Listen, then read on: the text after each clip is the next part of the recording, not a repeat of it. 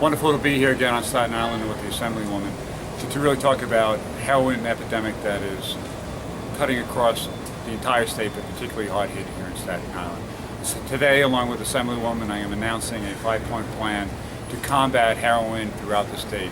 We need to take a real hard look at the Drug Dealers Protection Act that was sponsored by Senator Snyderman at the time in 2009, which really was, when you look at 2009, 2010, we've had an explosion of heroin use. And that act, that legislation that was passed at the Senate, really had an impact on law enforcement's ability to fight crime. It's one thing to work with people who are suffering from addiction or in possession. It's another thing with the leniency that that statute provided to people who are actually dealing drugs in our community. We need to go back and revisit that law, give the prosecutors the tools they need to put people who are selling drugs in our community back in jail. You know, we need to take a look at adopting the Len Bias legislation. Len Bias, a famous basketball player for the University of Maryland, died of a drug overdose back in 1986. And the federal government, in response to that, imposed strict liability on those that are selling heroin in the chain.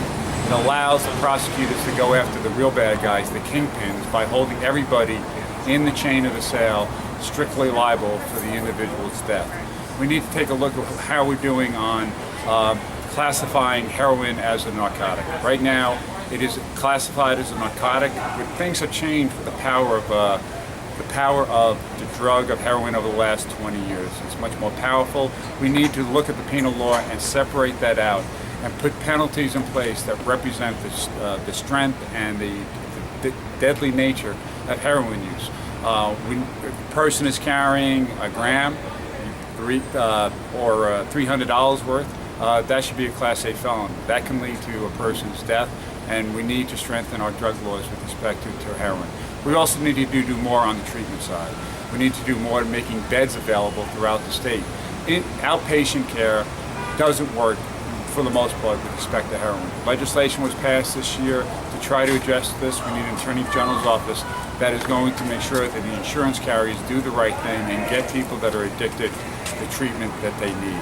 So we need to take a comprehensive approach to a heroin epidemic, from law enforcement to treatment. That will be a priority of mine as the next Attorney General. I want to thank John Cahill for making this an important cornerstone in the campaign, because we do have a heroin epidemic, not only here on Staten Island, but in Brooklyn and across the state of New York.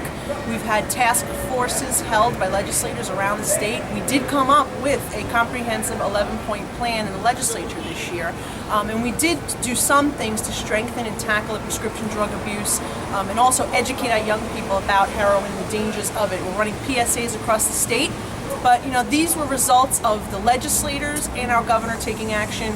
Our Attorney General has not been strong enough on these particular issues. Also, the New York State Assembly has not been strong enough on this particular issue. State Senate passed numerous legislation to tackle the heroin and controlled substance abuse here in the state. They wanted to increase penalties, and the State Assembly failed to pass those laws through.